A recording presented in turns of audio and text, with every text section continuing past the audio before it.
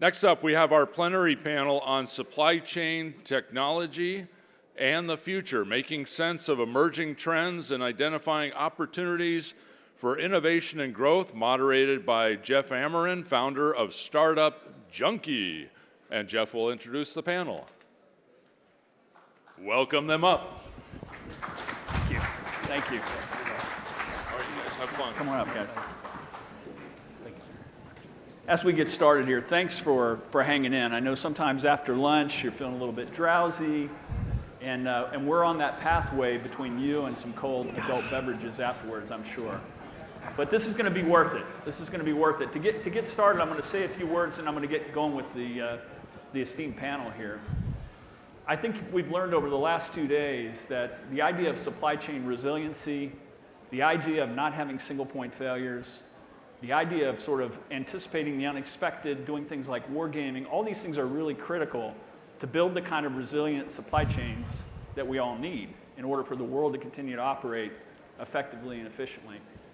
As you've all seen, things like artificial intelligence, machine learning, auto machine learning, have kind of captured the imagination of broad population all across the country. There's been this democratization of access with things like ChatGPT, OpenAI, DALL-E, and countless others. But what impact are those going to have on the supply chain? How can we take advantage of these new tools? This is going to be the discussion that we're going to have with a panel that includes folks from startup world, system integrator world, and large enterprise. So without further ado, we'll get to it. Okay, we'll do a real quick intro of each of you. You can self-introduce, go right ahead. Hello folks, Ryan Murphy, supply chain architect at Microsoft. I'm in the cloud supply chain. So imagine everything that goes inside of a data center, we're getting it there. And I work with a fantastic team of about 1,200 folks that run that cloud supply chain. Fantastic. Gary? Hi everybody, my name is Gary Sankary. I look after the retail and real estate industries at ESRI. We are really right on the forefront of the digital twin and helping our customers to visualize and anticipate issues that are going to happen and mitigate those problems within their supply chain. Will? Hi everyone, Will Hurst. I'm a principal solutions architect for a company called Sensata Insights. We focus on intelligent smart sensors, what I call the pavement, all the way up to the full IoT solutions that takes that data and provides it for enterprises to use. And thank you for letting me be here. Joe? Hi everyone, my name is Joe Magee. I'm the CEO of Curant. We are an early stage tech startup here in Los Angeles. I'm a serial tech entrepreneur. I've been making a career of moving money through software. So Curant is, as I mentioned, an early stage tech startup. We provide financial technology and automation for freight forwarders, 3PLs, and freight brokers. And you're all familiar with freight visibility, so Curant is bringing payment visibility into the global supply chain. Alex? I'm Alex Rhodeen, proud Army veteran, two-time co-founder of supply chain companies. One was acquired, one continues to scale. I did not go to USC. I'm not even smart enough to spell USC, but my girlfriend did, and I promised her this. There you go, Ailey. And fun fact about me, I was a drill sergeant, so when people are being noisy, you don't want them to, you know what I do?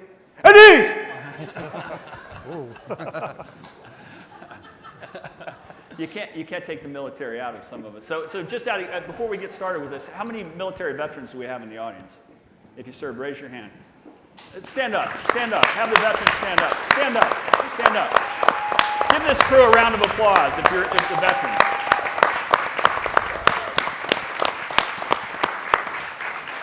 Thank you. Thanks, guys. Thank you very much. Okay, we're going to get into it a little bit. Are you ready? From a big let's go. enterprise Let's standpoint? go. Okay. So as you think about it from the context of Microsoft, and you guys are obviously a gigantic company, what are the most significant technical challenges and opportunities you see in the supply chain today? And you can use it in the context of AI, ML, or other things. Yeah, sure.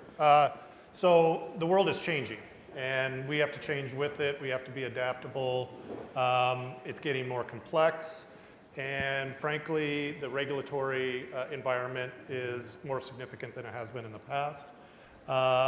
And data that is flowing our way is reflecting that complexity. So what I would say is that the biggest challenge for us is dealing with the change and how it affects all of the data that we work with, keeping it clean, aligned, near real time is a significant challenge for us.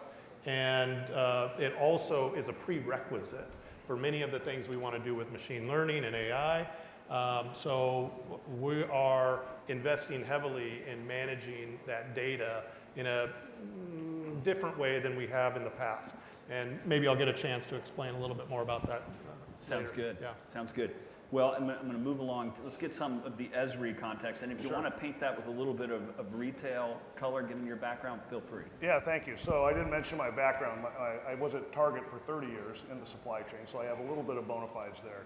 I think the biggest issue today when I talk to especially CIOs is just the amount of data that's now available to them and really trying to prioritize and understand what is most important. And how do we find the things that are important to actually bring them into our decision-making processes. And a lot of our practitioners, they're worried about their teams either get distracted, they start following squirrels down and trying to figure out all of these different shiny objects. But at the same time, this is where I think actually machine learning and AI really have a big part to play, is helping to do that prioritization and helping them to understand this is really where the impact is, this is where you should be focused. The key is trying to get to the actionable insights, right? Exactly. Rather than, Actionable insights applied against real business problems. Well, you've got a long history in sensor integration, deploying wireless systems, but I know that Sensata is thinking a lot about the power of AI. Talk a little bit about some of that. What do you see as the opportunities and the challenges?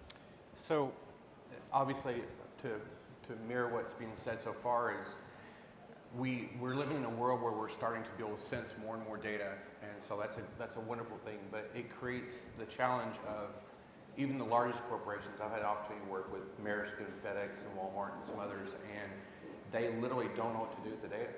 I mean, you're getting all this data, and they're trying to compartmentalize it and to put it to work as real time as they can. And that's where I think there's the largest opportunity for AI. As humans, it's very hard for us to ingest that data and to make it actionable in the time that you have to have it. So AI is going to be a major boost in the ability to do that. I'm going to do a little bit of a follow-up with you. There's been some really interesting advancements in computer vision and using AI to make sense of some of that. What are some of the things that you see as it relates to computer vision that are going to change? So that's one of the areas my company focuses on. Is we focus on the supply chain logistics and transportation industry. And one of the things we're doing is using acoustic sensors and computer vision to be able to do things like tell how full or empty a container is or a trailer without having to send people out and do that. That's a huge labor cost. And also has, there's fuel costs, there's things about transporting resources to be able to test those things, to do pre-trip inspections. So the ability to use computer vision is very important there. And we've been waiting for the technology to be cheap and powerful enough on the edge to be able to do that type of image processing. So that's kind of where we're at today, and so we're actually practicing that. Getting some of that item level tracking, things that we'd always hope we get to with RFID, computer vision may actually help fulfill some Absolutely. of that, as augmented by intelligence systems. The holy grail is to be able to not have to tag anything just by doing image processing, which takes a lot of AI, and we're right on the cutting edge of that right now. Very good. Joe, talk a little bit about what you see as the opportunities and the challenges. Yeah, I mean, so moving money through global trade is as old as humankind. There's been wars started over less. And so for us, the opportunity to digitize money, much like consumers have benefited for the years, and bring that to the supply chain, I think is one of the biggest opportunities of my lifetime. And at the heart of it, it is a data and a trust question. So if you have a piece of freight that's moving, money flows behind it as well as data. And so when you think about moving cash into cash applications, you really have to understand what the metrics are, the data and the inputs and the outputs. So when you think about large language models, when you think about OpenAI, there is a massive opportunity to append that data and make those transactions much more smarter, much more automated, as well as combining it with other freight visibility. So if we have reactionary intelligent payment systems that can actually follow freight and allow transactions to be much more accurate, we believe that will reduce a lot of friction and ultimately consumers will benefit from it. Yeah, I know for the longest time there was a significant opportunity, particularly in long haul motor freight, because sometimes you'd have as much as a 3-week delay before a bill of lading would actually be processed. And you literally had rooms full of people that were scanning in bills of lading. Think about that, what that does to your cash cycle if you've got to wait that long. So I mean, I think you're right there. Alex, talk a little bit from a startup investor or from a venture standpoint, what you're seeing in terms of opportunities and challenges based on the kind of ventures that are arising. Absolutely. So since we all know, based on headlines, AI was invented in February. Every pitch that I've gotten since then has AI, even if it's just me at McDonald's trying to order a hamburger. Like this hamburger has AI, it's an ML thing. And so for investors, as they are looking across this landscape and understand the impact it can have, they're trying to wade through that and understand what role does AI actually play. And I'd say that the areas in which they're really getting excited are in the space of predictive analytics. I wasn't an English major, so I try and speak it in my own terms. They're looking for solutions that take jobs that suck and make them suck less. So for example, you've got to figure out from all those contracts you've got with all your freight carriers, what are the accessorial charges for carrier X on dwell time when they get to your yard and the order isn't ready? Well, you can dig through the contract, or you can, all that data has been aggregated and it can simply be searched for and given in quick output, and now your job went from hours and hours of digging through contracts to an output within seconds. Now you're more productive to do other stuff. So those are the things that, from an investment standpoint, from what I think is going to be viable beyond tomorrow or whenever the next thing is invented, that's what I'm seeing. Yeah, I mean, it's kind of a good point. It sort of felt a little bit like a dot-com moment when there was all that national publicity, and all of a sudden, amazingly, all these businesses that really didn't have anything to do with AI or ML became AI and ML related companies. And just quickly, for the companies I coach that have a legitimate AI deployment that brings incredible value to their solution, I'm telling them, take AI out of your deck. Pull it out of the pitch, because as you go through discovery, those who understand will know, okay, there's an AI deployment here. Yeah. Take it out so you're not lumped in with everyone else who's got AI for hamburgers. Well, when you're building vertical software, in the future, if you're not using artificial intelligence, you're not going to be providing a ton of value in the first place. Exactly. And it's the other thing, too, is at some point in that hype cycle, talking about features or the jargon of the day, there's going to be people that are decision makers, economic decision makers in these enterprises that just want their problem solved. They're not going to want to be kind of buffaloed by the jargon. But to follow up with you a little bit on this, Joe, talk a little bit more about some of the interesting things that you're seeing in AI and ML, and maybe more specifics about how you all use it for competitive advantage, to the extent you can. Yeah, I mean, so we're actually deploying artificial intelligence on a customer feature level basis just as quickly as we're using it for internal tooling. So we have a small engineering team, but using, for instance, like GitHub Copilot, our team is acting like 3 times as large and more efficient, more velocity and more output. So, you know, there is a joke where if you change your domain name to .ai, you're going to raise it a 20 post with no product. But it is driving significant value. I think within the supply chain, we're not at like a blockchain moment. It is driving significant interest and significant both customer value and enterprise value. One of the things that concerns me around deploying software to the enterprise is there's not a whole lot of service level teeth in these models yet. So you both have large public data sets as well as large private data sets. And how do you deploy AI to actually provide organizational value as opposed to just very superficial returns? Right, no, that's great. I mean, the potential to be a force multiplier, but one of the things that I often wonder about it is there's been a long push with these types of tools to say, now the person that has profit and loss, or the data analyst, isn't going to be as reliant on the data scientist. But it begs the question, if you are one of those profit and loss people, how do you know the model is right? How do you know the input was right? And so I think that ultimately it's a force multiplier where you still have to trust but verify. Yeah, using the talent? we even built this feature where we sent out these payment reminders. So when the invoice is due 5 days late, it's going to send this reminder to the client, to customer, say, hey, pay on time, please. Well, we're now using OpenAI to write those email templates. So it's saving hours out of the AR time. It's saving billing analysts a lot of time. But to your point, it's very intangible as to what that returns on a human resource productivity level. Gotcha.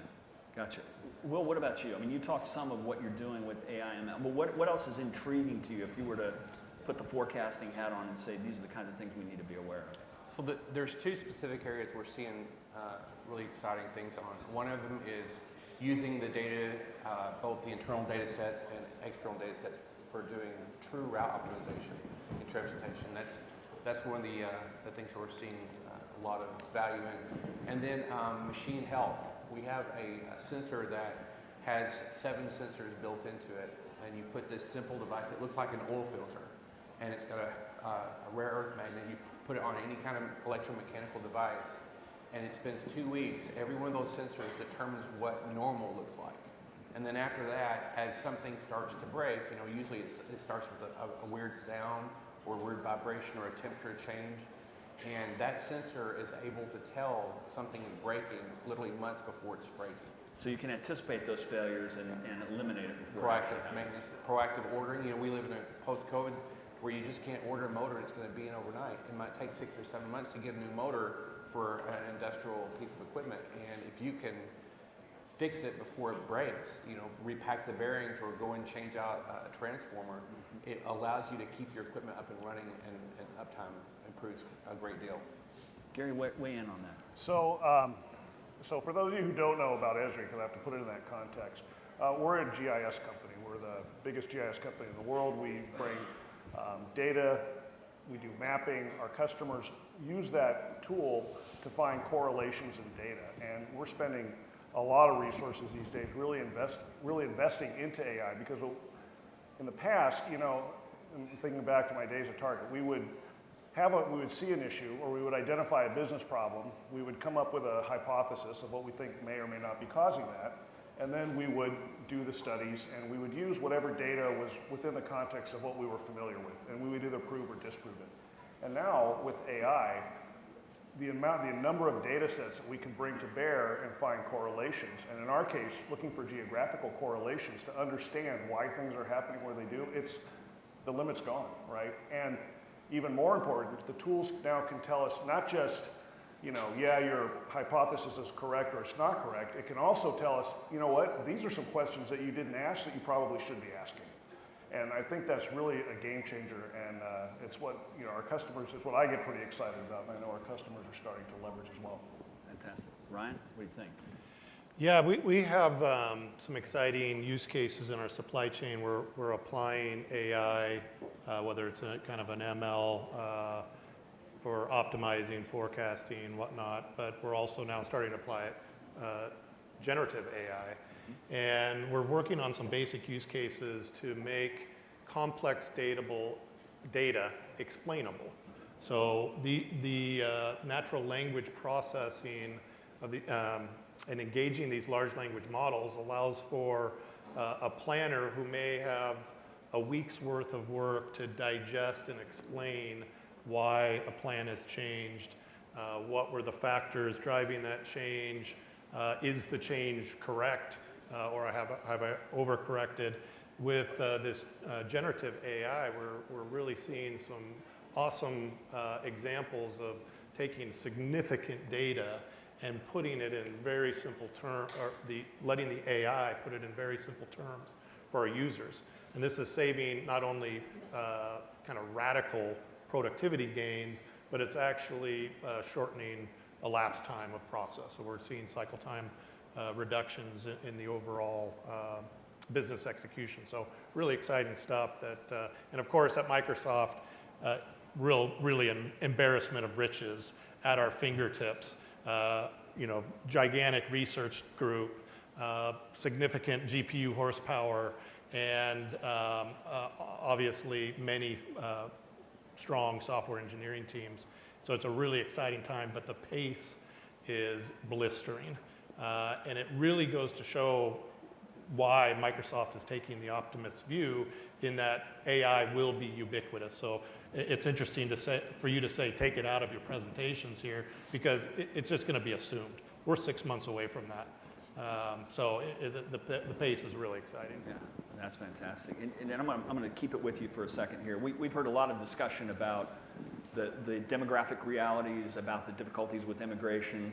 So I'm going to ask the thing that hangs over all of our heads sometimes about the difficulty in finding qualified professionals. Talk about how you think, and that may not be a difficulty for you guys, okay? But for the rest of the mortal world, talk about how it always is. Yeah. We want the best, and oftentimes we're challenged to get them, butts in seats and effective. We have a global community at Microsoft, and we're trying to pull the best talent from all over the world. That being said,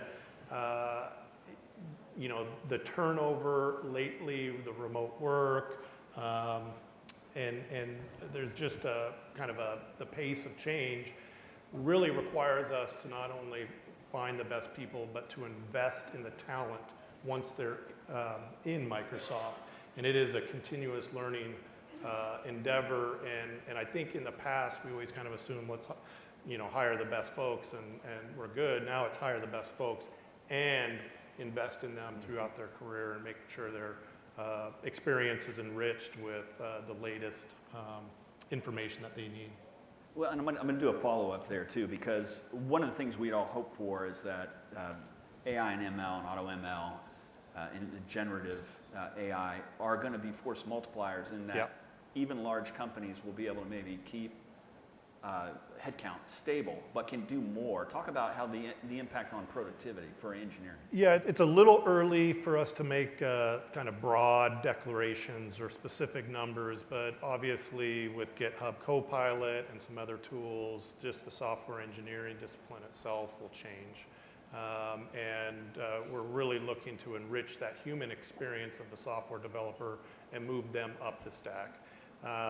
And I think that is happening as we speak.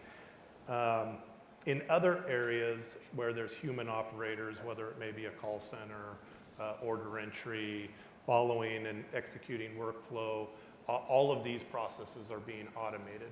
So we expect those folks to be able to focus on more strategic decision making, where human judgment is involved, where significant problem solving is involved. So really, we look at AI as relieving many of our folks from mundane tasks to really strategic tasks. Which is kind of a pattern match what we typically have seen with technology over the years. Absolutely. I think we're going to see a very similar pattern here. I think what's frankly different is the pace. Right. Like the pace is really outstanding. And to what effect that has is yet to be seen, but it's, very exciting. Gary, what do you think from a headcount standpoint and productivity? So I'm going to take two slices of this. First of all, I think we're probably competing for a lot of the same folks. Yep. And everything that you've said is, I would echo. The importance of retention, the importance of building institutional knowledge, and keeping the people happy where they are and giving them opportunities to grow and keeping them within the organization. We're all facing those challenges. But I would tell you on the customer side, something I think is really interesting from what AI is changing is looking at the leadership. And I believe that we're going to be seeing, we're not there yet, but there's going to be some democratization of the access to these tools. So today, if you wanted to use GIS, for the most part, you can get a PhD in geography and you're going to be a GIS professional and you're going to be using our tools. But for business analyst or for somebody in a director or a VP, in the past they've had to rely on someone to help them build the maps, build the analysis. That's not going to be the case anymore. We've moved some things to the cloud where we're getting closer, but I think we're getting to, I don't think we can underestimate the impact that natural language programming is going to have in this space. And I think that's going to really change what's going to happen in the analyst community. And I believe they're going to focus on more complex analysis and not be bothered with the day-to-day, I need to get my sales report out kind of thing. It's good insight. And Will, what do you see in terms of the headcount and force multiplier from some of these tools? Talk about it a little bit. So it is a challenge. We're a mid-tier company. We're about $6 billion a year, so we're not a Microsoft, but we're not a startup. One of the things that we're finding is that we've had something backfire on us. We've had our development centers be in popular areas that are common. We think, okay, there's a wealth of pool of resources, and what happens is we'll hire 4 engineers, and one of them's really good, and our customers find out how good they are, and then they steal them from us. Yeah. So luckily we have development centers around the world, and we're finding with one of the kind of side benefits or unexpected benefits of COVID was the fact that now more and more people are working remotely, and corporations are accepting that. So we're starting to recruit talent in some of the more obscure areas that they're going to be less likely a chance that they're going to be poached from us. That makes sense.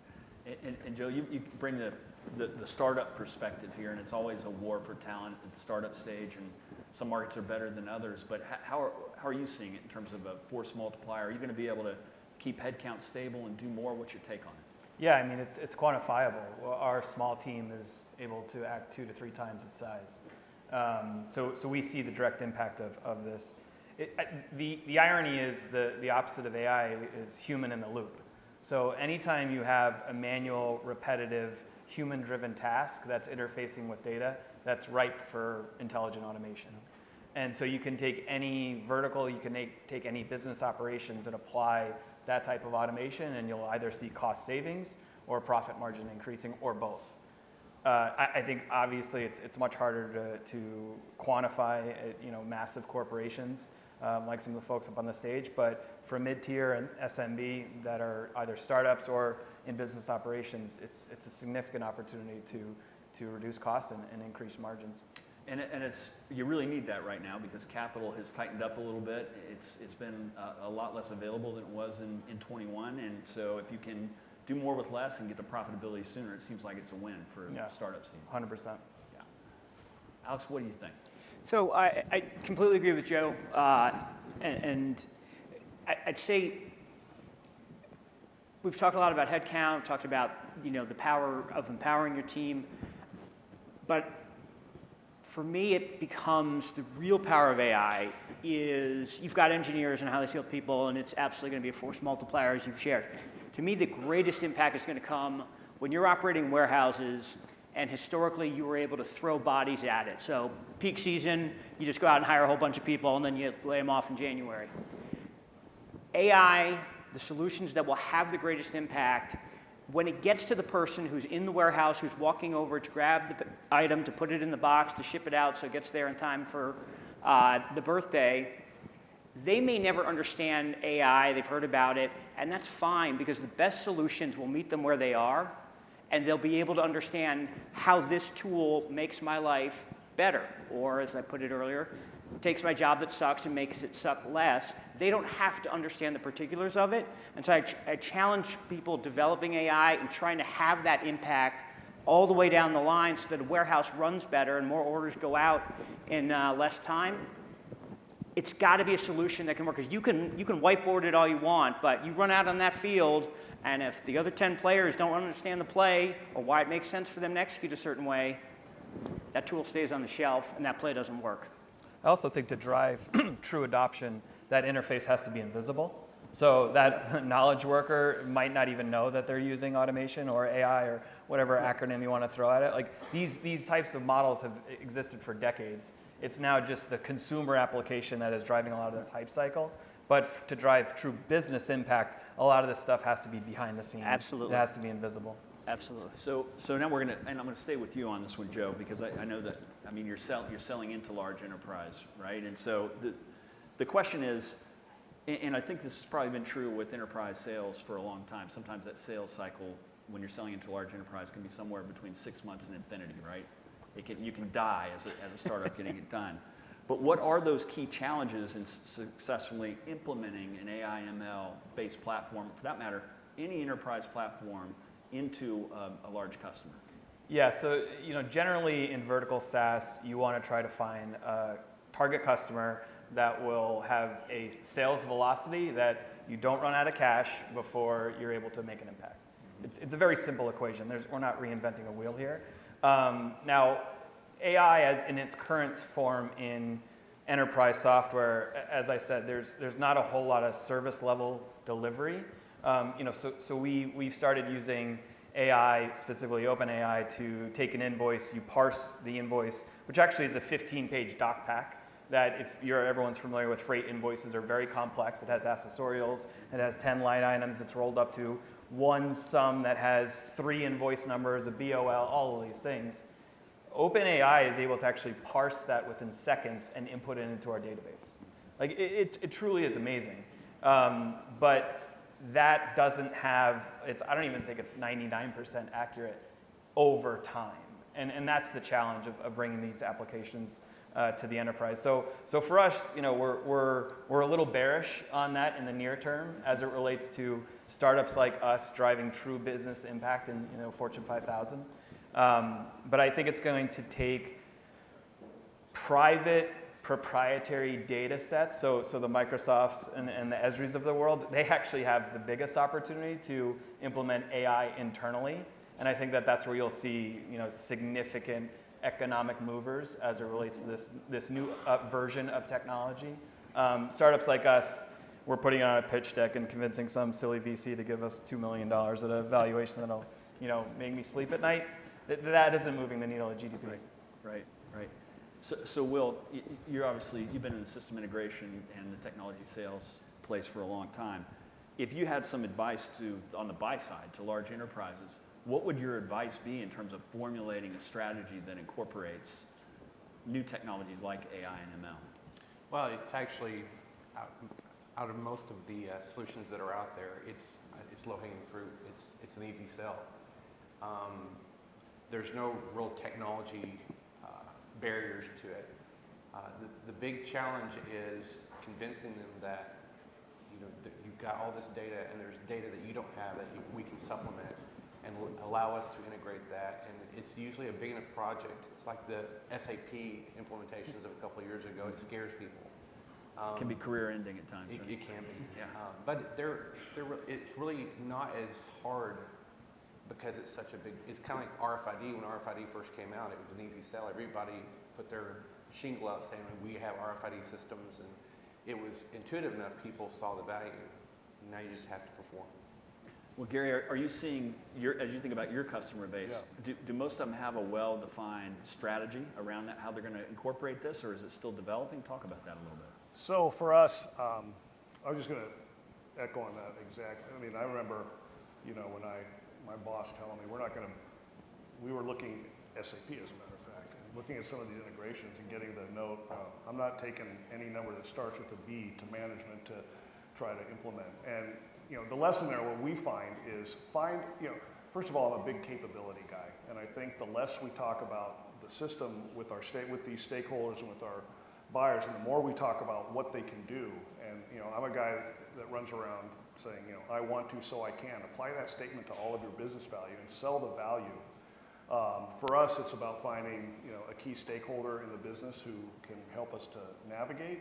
But it's also the winning solution for us is to land and expand, and to be able to say, if the real estate department, for example, is interested in doing site selection, when we talk to them, that's a place to start. But then helping the other teams understand that the workflows that they're doing, the analysis that they're doing to understand where to put the right store is the same. The data may be different, the conclusions you're looking for, but the workflow is the same, whether you want to put a facility, a fulfillment center, if you want to run a dark store strategy, understanding what stores to close, what stores to leave open. All of those types of workflows are all capable.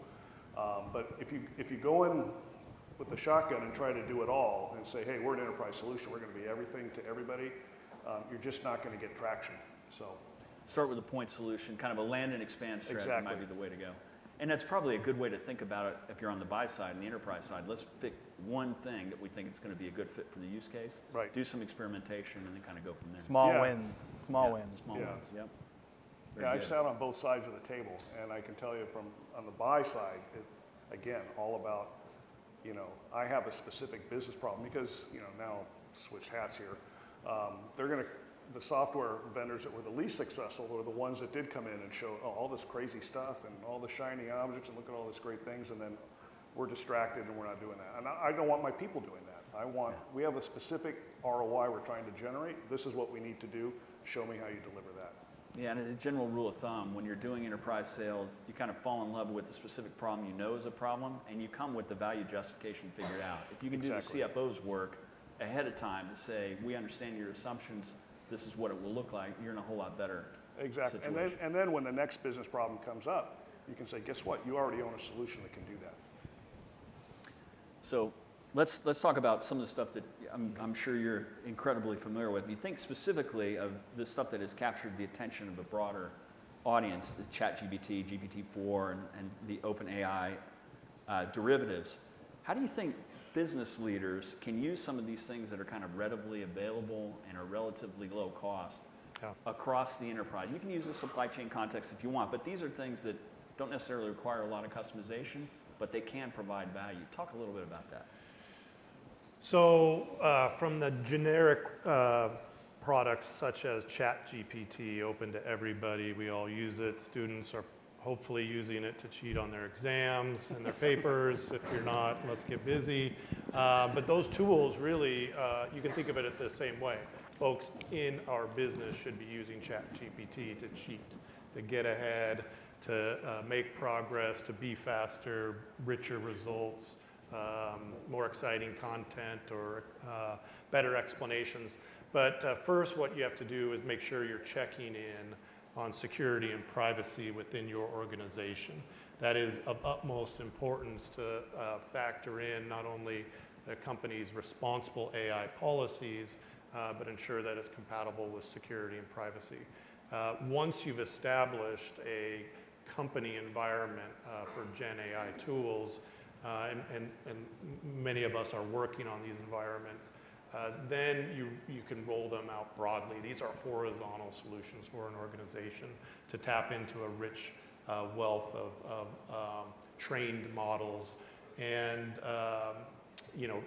tackle sentiment analysis, content creation, optimization, summarizing documents, creating documents, working with data and whatnot.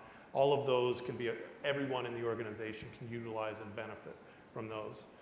And once through that stage, you've established that you're using this tool responsibly in your organization, and you've started using some of the generic tools to improve on the skills that Gen AI is good at, then we're really looking to target to specific solutions where there's issues or problems that need to be tackled that traditional methods may not have done as well at.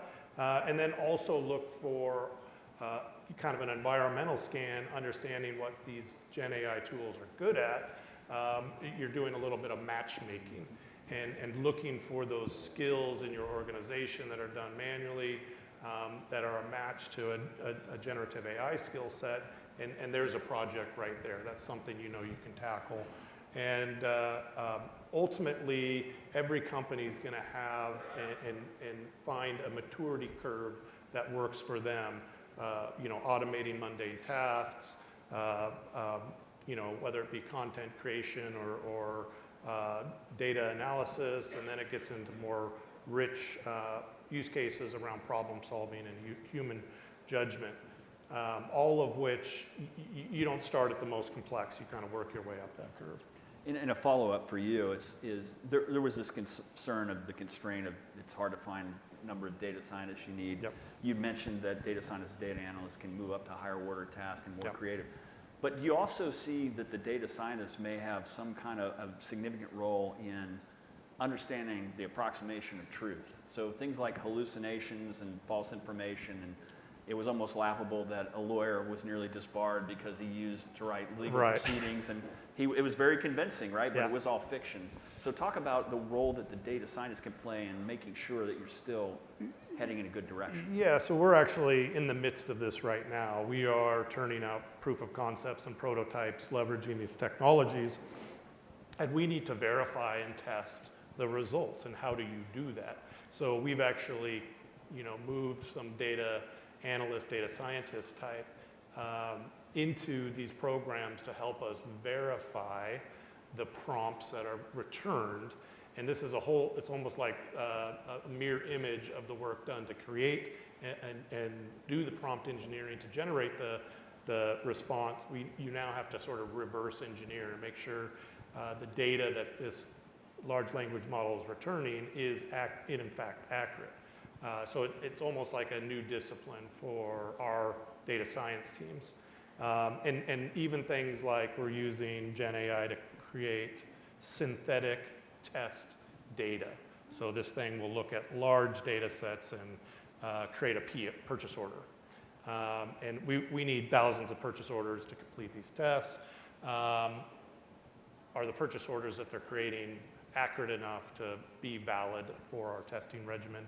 And that's a problem that we're tackling right now.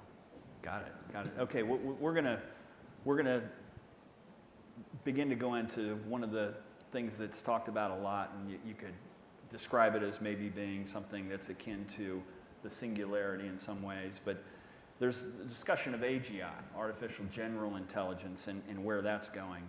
There's obviously been a lot of concern by some thought leaders on the idea that we need to have regulation and we need to be concerned with compliance, because this is one of those kind of moments where something can make decisions on its own without people in the loop. It can be difficult. So Alex, being an old military guy and thinking about risk, and especially with our last panel that was talking about wargaming, what do you think the risks are associated with the possible of AGI, or let's just say very advanced AI being achieved, and how it might impact things like autonomous vehicles, trucks, drones, ships, trains, and robots? All these things which have bulk and mass and can cause real harm if something goes wrong. Talk about that a little. I gave you the easy question. You did, and here's your viral moment, everyone, so write this answer down. I don't know, Jeff. All those threats you named are completely real. And yep, bad actors get into the operating system of an EV and now it becomes a weapon. That's a real thing, but I would say with it, when it comes to the threats and understanding, we are so early into AI in terms of widespread adoption, even understanding, right? I mean, the internet, AOL really took off, early 90s? That's when it became like a broadly adopted thing. I mean, what's the net positive of the internet to this point since it became widely appreciated? 5248, maybe, on a good day. So as I look at AI, and yes, there's all these threats and all these things it could be, but it's so early and there's so much to be seen and understood and so many threats at present. I think that it's critical to, one, be aware that there are threats that can come from it. Two, that we don't understand fully how that might come to be. But I'm going to err on the side of there's so much more to be figured out. Yeah. And as long as you have that awareness that it could very well be a threat, that's going to be the most powerful approach at this moment. Because when you don't know and then you start regulating or planning for the worst when you don't, in the spirit of ChatGPT, let's ask ChatGPT what the threat is. Maybe they'll figure it out for us, right? Well, I'm going to stay with you for a second, because let's boil it down to something that we've thought a lot about as it relates to autonomous trucks. Yep. Many of you will know that the average age of truck drivers is middle to late 50s. The churn rate in some trucking companies can be 150% a year. Imagine trying to run that kind of business. So there's this promise that maybe at some point we'll have autonomous trucks rolling up and down the road. So this is kind of a gut check for you. Is that going to happen? If so, by when? Trucks are viable as autonomous vehicles as long as they're carrying cargo. I feel the same way about anything freight, because if something goes wrong and freight dies, no one's going to panic. But the challenge with autonomous trucks is, how are they powered? What kind of payload can they have? How does that work out? Is there an ROI on that reality? Understanding it's more of a labor issue. So I would say probably the greater deployment of AI is how do you optimize the people who are willing to be over-the-road truckers? Do you think you have dedicated lanes? I think it has to be dedicated lanes. So I'm based in Georgia. If any of y'all have been there, if you go south of Atlanta, about a little over an hour, you get to Macon. And then if you head due east from Macon, you get to Savannah. It's about a 2.5-hour drive. Between Macon and Savannah, there's nothing. And that's one of the reasons you're seeing explosive growth in the port of Savannah, because they can keep building out, adding warehousing. There's plenty of space there. I mean, literally, it's soybean fields on either side. You have plenty of space to add these dedicated lanes, and that mitigates the risk, but also improves the efficiency because, you know, my car is breaking down and I'm slowing, now you're reacting to that. So I agree, dedicated lanes for sure. Gotcha. Joe, what do you think? The risk of AGI or advanced AI as it relates to autonomous vehicles, drones, and other things? Yeah, I'm super bullish of the near-term applications and value on software and technology. I'm extremely pessimistic as it relates to, you know, I heard the stat, I think 80% of voters now don't trust tech executives to regulate artificial intelligence. I think that just came out today. You know, when Sam Altman is sitting before Congress and saying, we need regulation, like the prisoners in the jail are crying for help. Right. That's a little wary. I mean, there's people that are way smarter than us who have studied this saying that we're like 5 decades away from extinction from artificial intelligence. I'm not a conspiracy theorist, so I don't necessarily believe that, but there are parties in this world who think that way. As long as it's 5 decades. Yeah, right, exactly, exactly. Yeah, I think that artificial intelligence is essentially the ability to imagine and create things that humans don't understand. Yeah. And to Alex's question, or to answer, I don't know is the correct answer. Because we have no idea. I think the scariest, most interesting part of this whole equation is the velocity of this innovation. Yeah. You know, if it took us a couple thousand years to go from creating fire to an atomic bomb and going to the moon, you look at the rate of progress on the artificial intelligence side, and there's some warrants to be, you know, alarmed. Yeah, and we probably need something beyond Moore's Law to understand the pace of change, right? So we'll weigh in on that. What do you think? So I want to provide a slightly different answer. There were several folks in the audience in the session right before lunch that had really good questions about, you know, I think the challenges, and let's talk about it in the framework of why we're here, is supply chain. You know, using AI to solve real-world logistics, you know, point solutions is one thing, but where we really could use AI is we look at the breakdown of the resilience of supply chain. Having the ability to use AI in that aspect to be able to understand where there's, before they happen, these choke points in the supply chain, being able to analyze large amounts of data to say, you know, we know we're going to have a heavy hurricane season in this part of the world because of El Nino or whatever. Having the ability to take AI and apply it to the larger problem would be great. But to the point of the audience earlier, you know, the challenge of that, this goes back to one of your original questions about the challenge, is that, yeah, we can do it. There's no technical reasons we can't.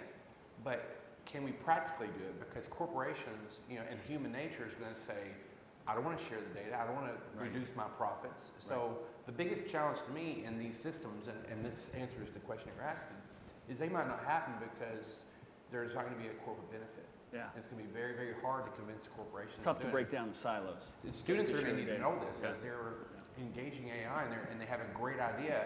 They need to keep in the back of their heads that just because it's a great idea, you know, kind of like the atomic bomb, it doesn't necessarily mean we need to do it. Sure. Gary, what do you think? This is the AGI question. When is Skynet going to become aware? Well, you know, you asked, and I keep thinking, you know, when we talk to right now, the breadth of opinion on this goes from something like you know, smart shopping list to full Skynet implementation with Terminators. Right? There's no, you know, and we're all over the place. I think, you know, autonomous vehicles as an example, absolutely, and it's not. I don't want to forecast how long. It's not far. I mean, we're not quite. Think about, you know, when I'm using our tools and I've got a routing solution. I mean, I'm just being told what to do and I'm executing that. So, you know, you don't need me to sit there and do it. We're just trying to figure out the safety measures so I don't hit anybody along the way, right? In an autonomous vehicle, they're not going to be combing their hair or eating a Oh, sandwich right, it's probably- or it's- texting, right? Exactly right. But on the other hand, I think what we really need to focus now on is, I think the prioritization of which systems we need to protect and keep secure is going to change dramatically. And things that like routing and the autonomous. Today, I don't care if somebody hacks into my Google map or my Apple and get to the wrong house. That just happens. If now somebody takes over, now I'm going to speed and a terrorist group takes over a car and sends it down a road. So I think all of that, it's all up in the air, and I don't think we have the answer, but I do think from a cybersecurity standpoint, the priority is going to change dramatically in terms of what systems we need to protect. And at the same time, I think we really need to come up with some early warning systems to understand what are the different conditions when we start seeing this happening, or when AI starts making these kinds of decisions in my enterprise. I got to shut it down. I've got a problem. What's the break the glass in case of Exactly. emergency Exactly. trip? Think about it. We can't even keep phishing attacks from our email. How are we supposed to guarantee that someone's not going to Right. maliciously, some teenager just for kicks is going to take over the car and run us into a barrier? Well, not only that, with AI now, phishing gets really good. So Yeah, very good. Land the plane for us on this one. Well, again, I take the optimist view. So when it happens, what it looks like when it happens, I'm a strong believer that the benefits will outweigh those risks and issues that we find along the way, which doesn't mean you don't have to focus on these. Certainly you have to focus, and it starts with a good responsible AI policy.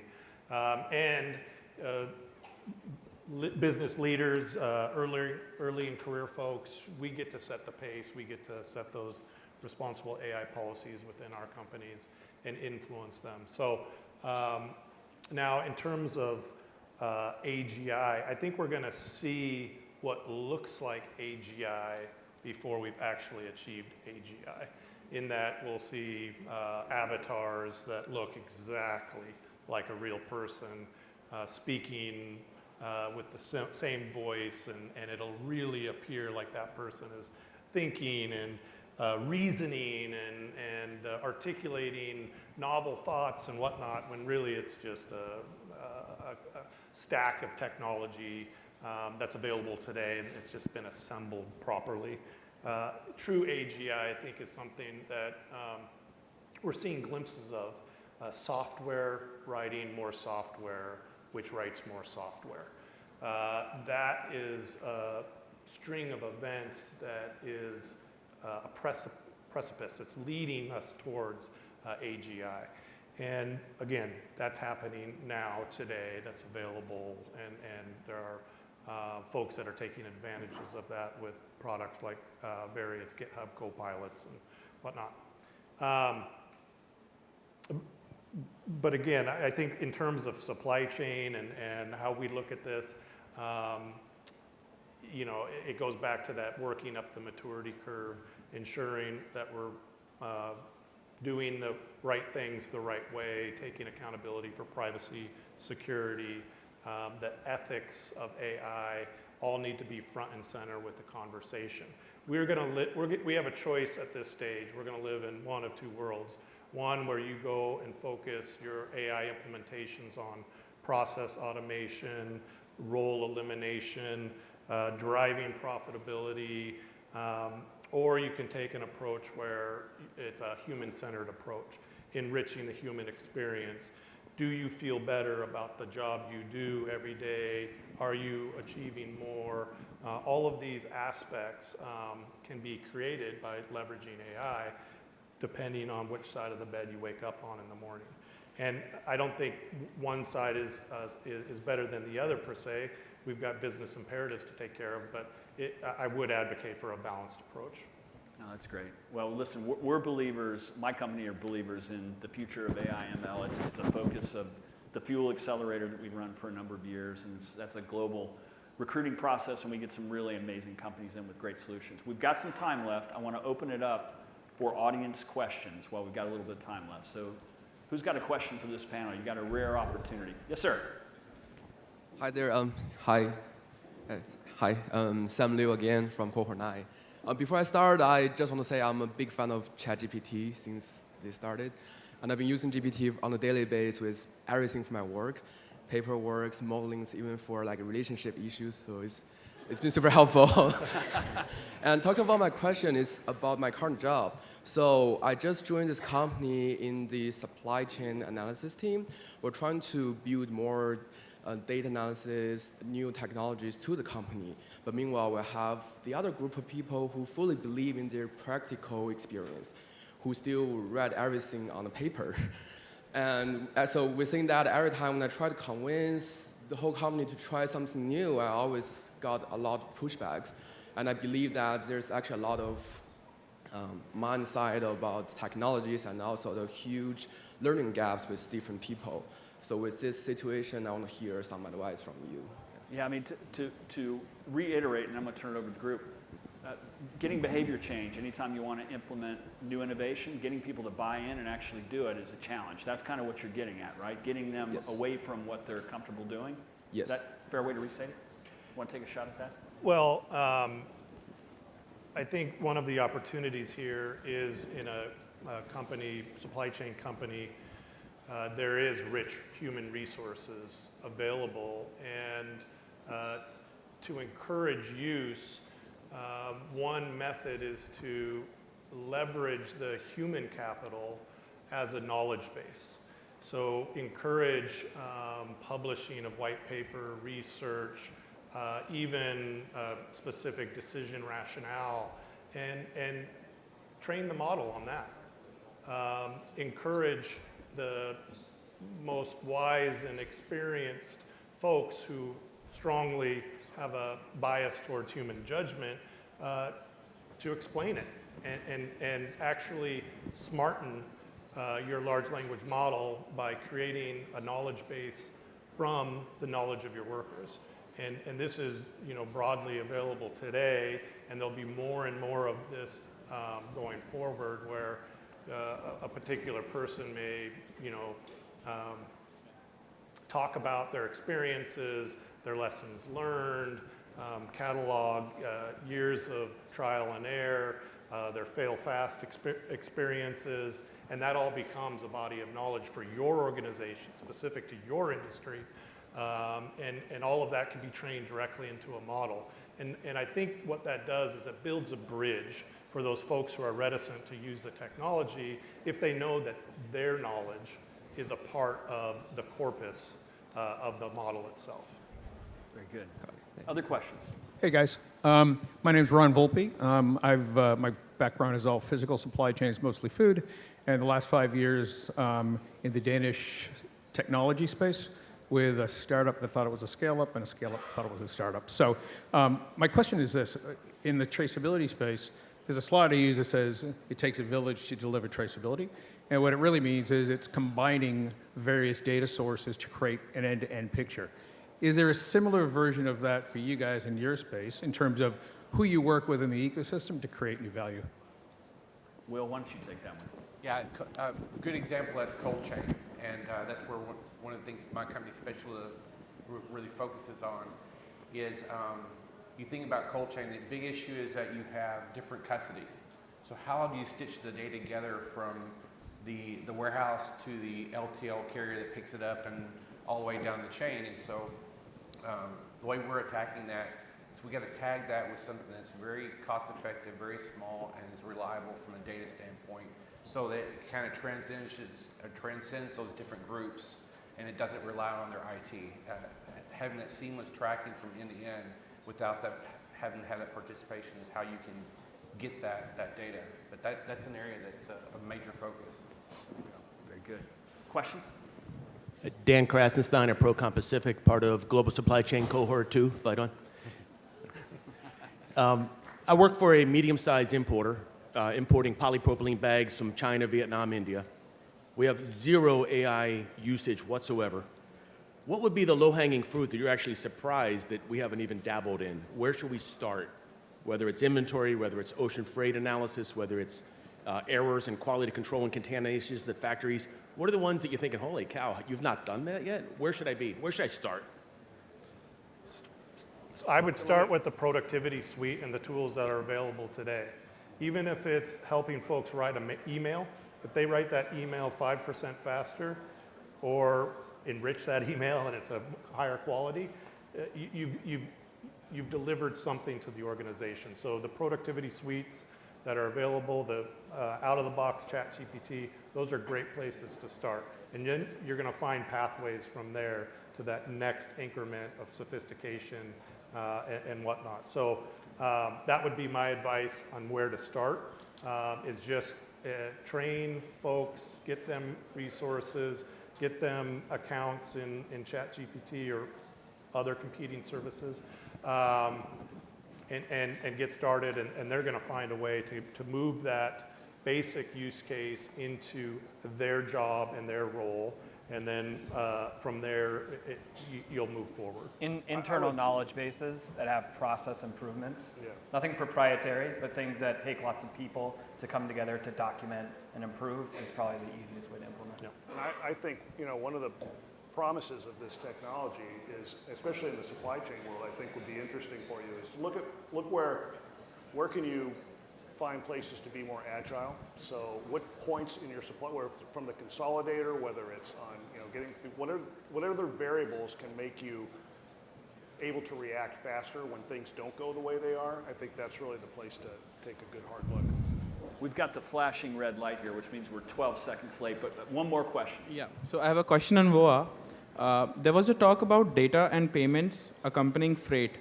Would blockchain with Internet of Things and smart contract capabilities be a possible solution? Yeah, so I made this snide comment earlier around AI and blockchain. I think payments inherently are a data problem, so garbage in, garbage out. So you have to have a holistic picture of the parties that are transacting. But I think you just have to have systems that can append data and knowledge to those transactions to make them smarter. Smart contracts, yes, I've seen some solutions. The interface, I think, is still a little bit too clunky for most knowledge workers to use and use at rapid pace. But yeah, I think that you have to make sure that the data is as clean as possible so that you have better financial outcomes. And that has to be it for us. Thank you very much. Give this group a big round of applause. Thank you. All right, thank you, Jeff and team.